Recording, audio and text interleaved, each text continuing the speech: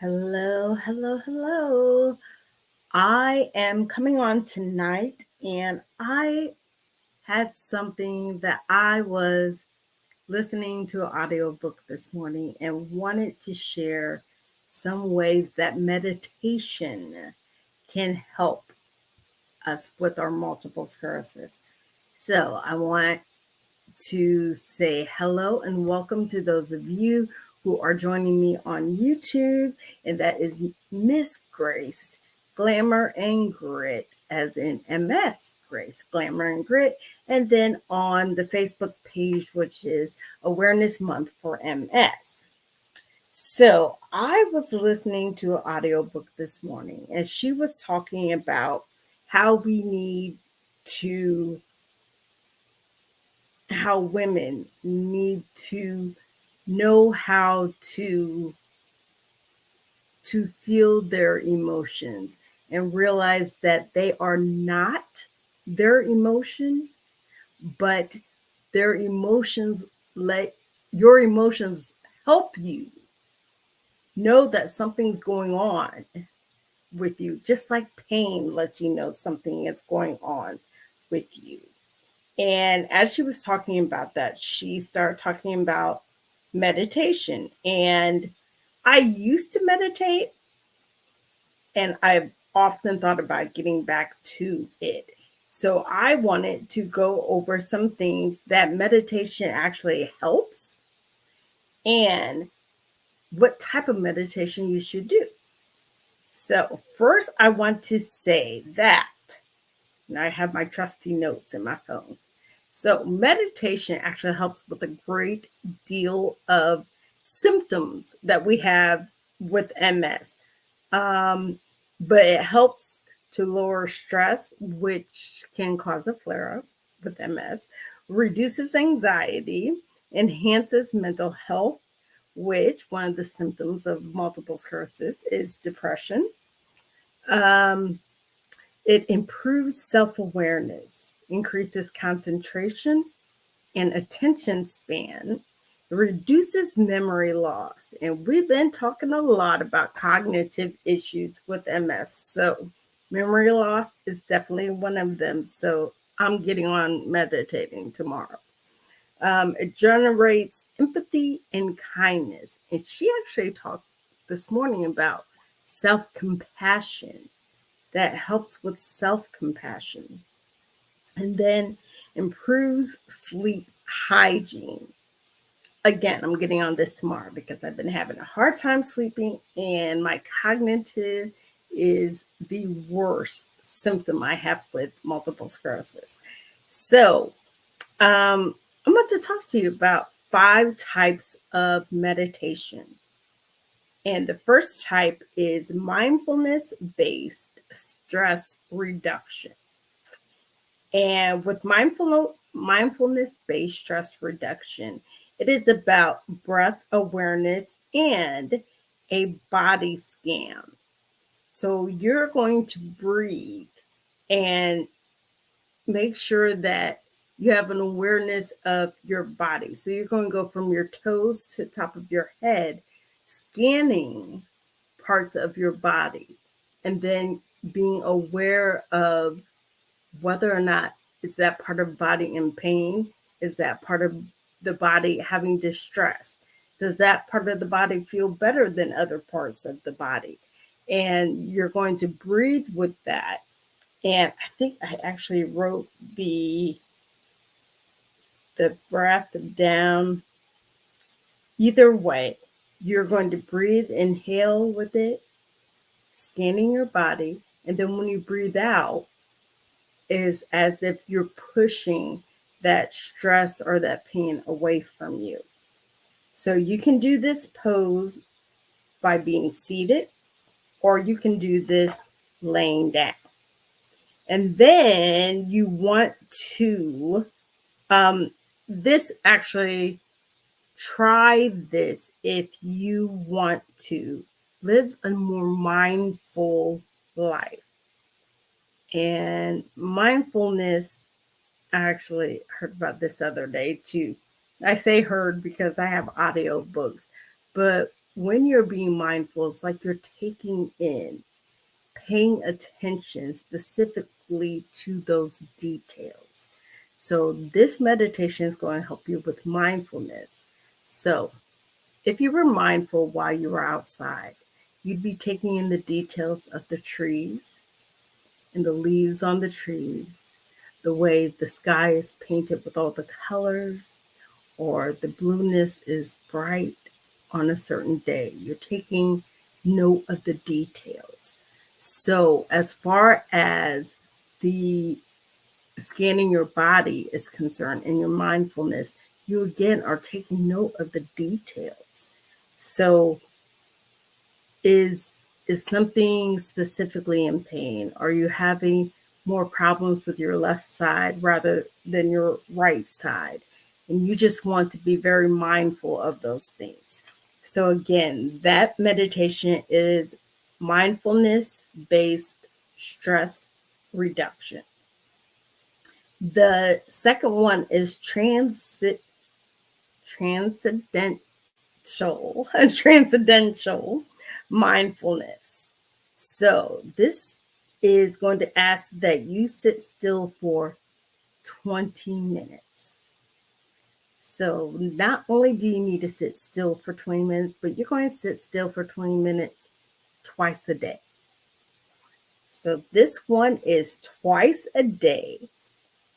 But while you are sitting still, you are going to have a mantra that you're reading and that you are saying over and over again. This is designed to help you access a deeper level of calm and exist beyond your everyday emotions and stress of life. This is actually going to allow you to pay more attention to how you're feeling, but it's also going to allow you to be in that state for a longer period of time, because that's what you actually want to do. You want to pay attention to what it is your body needs. I keep closing my eyes because I'm thinking I'm meditating, but that is what you're concentrating on. Now, whatever mantra you choose, that would be something that you go into while you're meditating. You would probably figure that out prior to, but you would be saying that seated in that pose for 20 minutes, probably 20 minutes in the morning and 20 minutes in the evening. Of course, like I said, this is seated, and try this if you feel restless, overly stressed, or mentally fatigued and want to experience a deeper sense of inner calm. Because remember, you're staying in that position while you're meditating, and you're meditating for 20 minutes at a time. It's going to bring about a deeper calm. The next one is, I like this one. You guys should listen to this one. Get my medicine to move. The next one is called Loving Kindness Meditation, and is also known as meta meditation. So listen to this one. This one is pretty cool, I thought. Um, it's not tied to or it's not tied to any one religion or philosophy, but you begin by taking 2 or 3 deep breaths and slow breaths with slow, long thought and exhale. Exhale. I don't know what the problem is. I'm apparently having a time talking. This is what I liked about this is when you are taking your first breath and you're exhaling, you are asking or stating, may I be happy, may I be well, may I be safe, may I be peaceful and at ease. So that would be your first kind of like a mantra, but statement that you're trying to use to bring that to yourself. And after a period of directing loving kindness to yourself, you actually go forward to bring someone else that you are thinking of, and you want the same thing to be in their lives. So you would say, may you may you be happy, may you be well, may you be safe, may you be peaceful and at ease. And you're saying you because you have that person in your mind. And then the last one is you connecting with the universe and directing it in that way. Then you would direct attention and say, I'm asking that all things, all beings are happy, are well, safe, peaceful, and at ease. And this one is actually to help you with more compassion, to have more compassion when you're starting to speak of people and you want them to have good things happen to them. That is a level of compassion when you are bringing good things, things of good nature, a certain stance into someone else's life. So you could be working on, of course, the compassion you would have for others, because it is loving kindness, but also self compassion, the compassion you should have for yourself. So the fourth one here is called, let's see here. I'm sorry, I did not say you would do that seated. The next one here is called, let's see if I got it down. Oh, I know this one is, believe is called a Zen meditation, and it's actually Zazen meditation. And with this one, you are encouraged to turn your attention to an individual and exhale, counting your breath. I think I went too far. No, counting your breath. And you're going to count 1. The exhale is 2. Your next inhale is 3. And your following exhale is 4. And so on. And this is to try to focus on counting each breath. And when you're able to do this, you are actually able, you're trying to have experience deep relaxation thought of your breath. When you realize that you need to have more of an exhale or more concentration on your breath, then this is something that you can do. Find myself having a really hard time. So I'm going to say this. Vipassana is the last one. And this one is to help you when you want to release harmful thoughts and expand your consciousness. This is also one that's cross-laid on a cushion on the floor. And this is also concentrating on your breathing and instructs you to label certain thoughts that you might have. You're labeling those thoughts a certain name to each of those different thoughts that you had. The one that I found in my reading, I didn't quite like those particular labels, but you choose that label and you name the particular thoughts that you have. So I'm going to bring it back here, guys. There are 5 different types of meditations. You have your loving kindness meditation, you have your Vipassana meditation, your Zazen, your Metta, and there is one more, your, how can I forget? Your mindfulness based stress reduction meditation.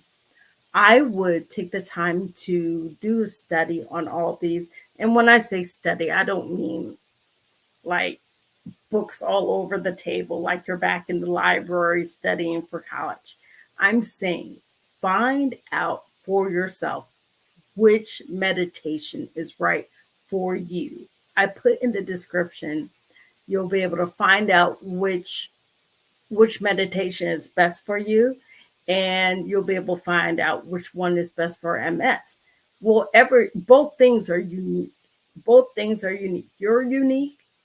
MS is most definitely unique. You could pick either, but the facts of the matter are this: meditation is going to help calm your stress. It's going to help you with your memory. It's going to help with blood pressure. It's going to help with so much that it can only help with the MS as well. I thought it was important to read the different things that you go through with each meditation. That's not for me to know. That's for you to know. It's for you to know. So definitely pick up. You can find it on Pinterest. You can find it just Googling it. You can find it anywhere you look up meditation.